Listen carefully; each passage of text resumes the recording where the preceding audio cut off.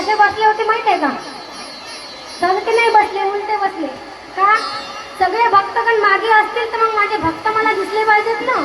उलटे बसले. निघाली वरात. सर्वात अगोदर गणपती बाप्पा आले. हे मोठीचे मोठी. आता तुम्ही म्हणताल की अजून लग्न झालं नाही, गणपती कसा काय आला? गणपती पहिलेही होता. सासूबाई म्हणतात,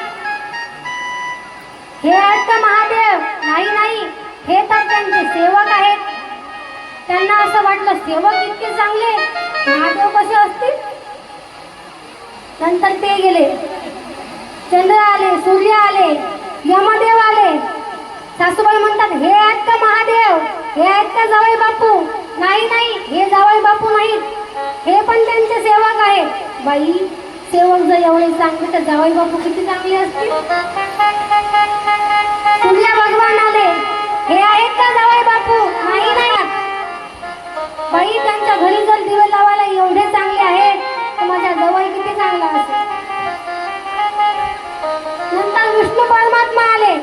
सासूबाईंना असं लगेच पदार्थ आवडला. नाकातली नाक बरोबर केली. बाई, हे जावई बापू आहेत. हे आहेत का जावई बापू? नाही नाही, हे तर त्यांचे मित्र आहेत. मित्र जर एवढे चांगले आहेत तर जावई बापू किती चांगले असतील.